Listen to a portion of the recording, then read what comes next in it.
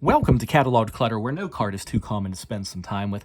There aren't many subsets in 92-93 Ultra, but one of note is this NBA Jam Session subset at the beginning of Series 2. These are cards 201 through 220. Now, when we say Fleer Jam Session, this is usually what we think of.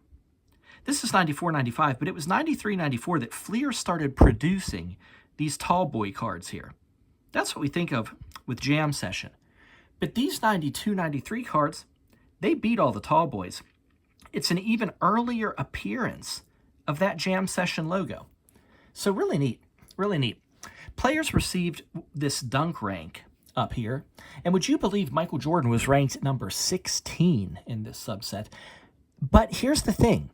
You couldn't really argue against Fleer because they literally calculated it. I mean, it's just strictly dunks per game. They called it the dunks per game average. Right there. DPGA.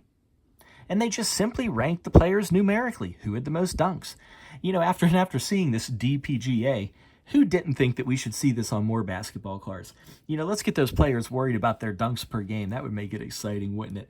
By the way, okay, so Fleer, they didn't actually calculate this. If you read the fine print there, as it says on the reverse, this stat was already calculated in a Philadelphia 76ers media guide. See it right there? Stats courtesy of Philadelphia 76ers media guide. That's where they found these. So you're looking at card number 201, David Robinson. You saw in the front, he's our player with a dunk rank of number 1. And Robinson stood at 2.28 dunks per game that previous season. But for him, that was actually weak. Look, his 3-year average was 2.45 dunks per game.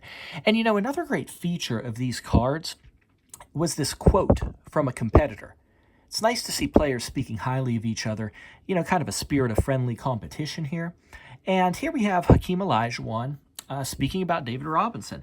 Says he jumps so high and just goes over everybody in dunks. You know when Olajuwon is saying that you jump so high, that, you know, height combined with elevation, he's getting up there. Yep, a lot of height there. So let's talk a little bit about this 92-93 Ultra set itself, because this card brings up a lot of good points about the set as a whole. If you remember, the excitement of chasing the Shaquille O'Neal and Alonzo Mourning rookie cards brought a lot of energy to the hobby in 92-93.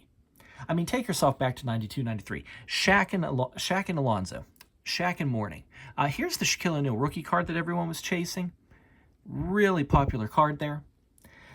So many companies, they wanted to jump into the market with as much as they could. There was energy here, more than just the base set. You could basically say 92-93 was the season of introducing the premium set to collecting. Tops, for example. We hadn't seen Tops since 1981-82. And then here they come, right back into the market. They weren't going to miss Shaq returning to the league. So they had a regular set and their premium set that, of course, was called Stadium Club. Now, Fleer wasn't going to be shown up easily, though, so they said, hey, we're doing the same thing. We have our regular set, and then they premiered this premium set called Ultra. So like Top Stadium Club, these Ultra cards, they were glossy, full bleed, action photos, player and team names, real discreet. They were tucked below this gold foil stripe on the bottom. The goal was to maximize the photo.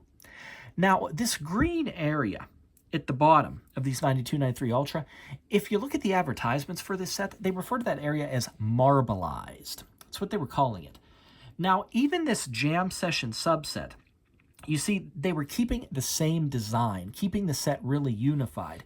But this subset, that marble area, is a dark gray. It's how you can tell the difference. Then they have this small gold foil ribbon there where they were putting the dunk rank. So, yeah, very subtle design differences. But as you saw, the back of this subset is completely different. So if you're looking at the backs of the cards, the subset really stands out. There's the back of the base cards. Very nice back on those base cards. Horizontal reverse, 2 photos of the player. You had an action shot and a close-up there. The prior year's statistics were available, and it was against that basketball court background. Very nice, very nice. Card number, team logo, they're in that marbleized area.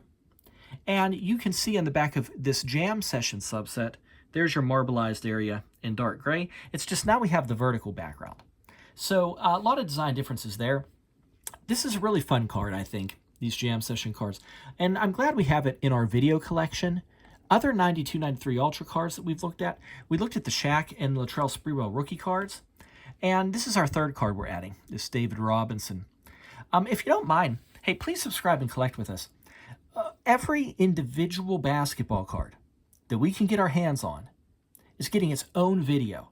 So we're getting to enjoy and remember so many overlooked cards, including subsets like this where you get a dunks per game average. How about that? It's something a bit different from your usual big money investing and box breaks.